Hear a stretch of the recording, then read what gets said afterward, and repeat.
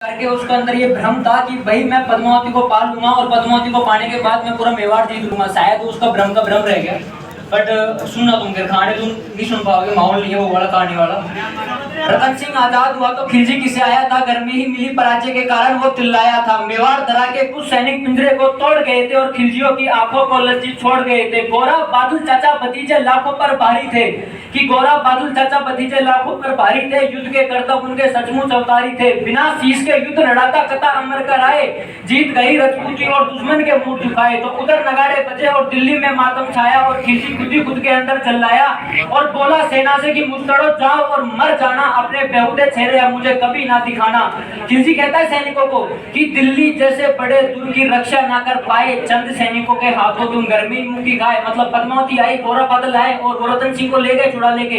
इतने बड़े दिल्ली दुर्ग की तुम रक्षा नहीं कर पाए। फिर खिलजी कहता है कि उसने मुझको ललकारा है मैं उसको ललकारूंगा, कि उसने मुझको ललकारा है मैं उसको ललकारूंगा। घर में घुसकर मारा है मैं घर में घुसकर मारूंगा।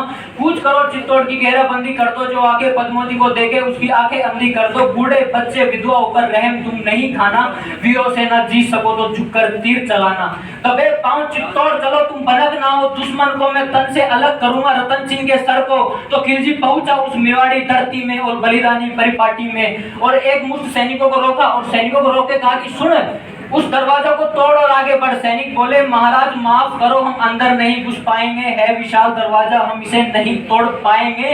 और तोड़ पाए तो महाराज अंदर सोए हुए मेवाड़ी सिंह जगेंगे। जब अंदर सोए हुए मेवाड़ी सिंह जगेंगे तो सबकी रूह हिलेगी, कितना भी दूर भाग लेना मेरे आका पर दिल्ली नहीं मिलेगी।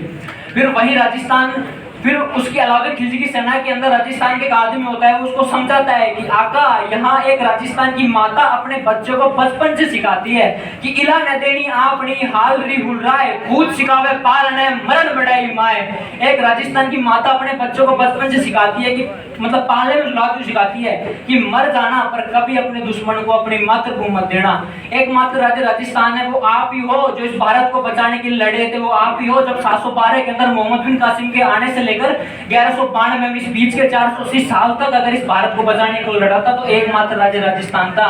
इस प्रकार के दोहे तुम्हें केवल राजस्थान में मिलेंगे कि सूद मरी हुई देश में हर क्यों बंधु समाज, माने हर की जन्म दे जतरी हर की आज। कि एक माँ ने जब जन्म दिया था, माँ इतनी भी खुश नहीं हुई थी कि मैंने तेरे को जन्म दे दिया। माँ खुश तब हुई थी कि आज मेरा सपूत देश की रक्षा के लिए काम आ गया। तो तुम आज एक अलग धरती से हो, इसलिए गर्व हो जाते हो ना। धन्यवाद, बहुत बहुत धन्यवाद।